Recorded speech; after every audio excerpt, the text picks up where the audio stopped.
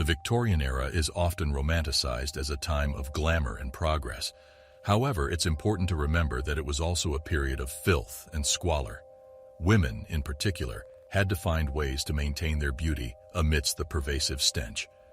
Unfortunately, some of these solutions were far from conventional. Here's a closer look at the disgusting truth behind the measures women took during this time. Beauty regime. Cleanliness might be next to godliness, but it seems like the people of the Victorian era didn't want to know anything about that. The standard of the day was that men and women alike used to take only 2 full body baths per month. Otherwise, they only washed their faces, hands, feet, and if we're lucky, their genitals might get cleaned up too with cold water and vinegar. Even those baths to people of lower income weren't anything to talk about, as not only did they lack regular access to hot water, they had to make do with tiny tubs. As if the lack of heated water in the freezing country isn't bad enough, their lack of resources also meant that they had to use their body soaps to wash their hair. This often resulted in having dry hair and scalps, and they were advised to only wash their hair twice a month. As such, they resorted to using ammonia-based treatments which were still damaging to the hair. They dipped their hair in onion juice, which would obviously give off an unpleasant stench. Consequently, you can't really be surprised to hear that they drenched themselves in perfumes to hide such terrible smells. However, even these perfumes could be considered gross because they were made from liquids obtained from the intestines of a dead sperm whale. It gets worse when you learn that they used lotions based on lead in the belief that it gave them clear skin.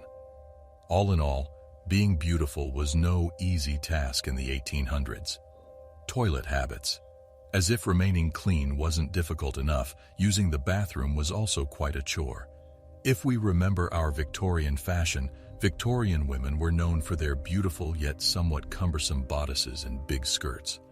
Due to the bulky nature of their dresses, women of that day and age had to get accustomed to drinking and exercising every day at the same time so that their bodies would get used to only needing the toilet in the mornings and in the evenings.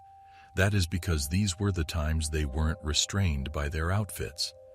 Nonetheless, this doesn't account for the days that your body will fail you. As such, the women were known to wear wide, crotchless underwear that allows them to lift up their massive skirts and go to the bathroom during emergencies.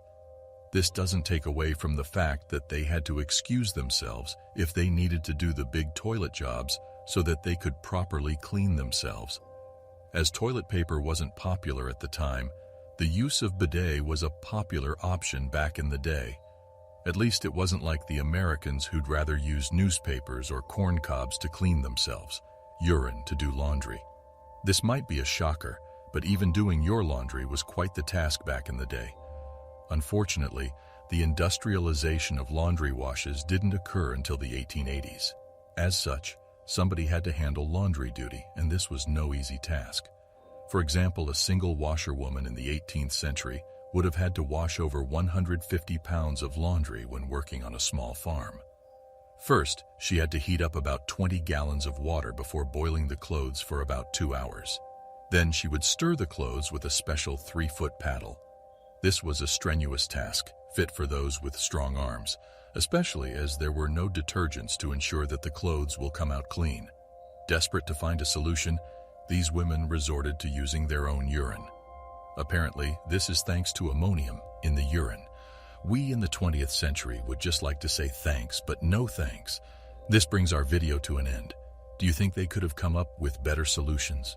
Let us know in the comments below and make sure to like and subscribe to our channel. Till next time, goodbye.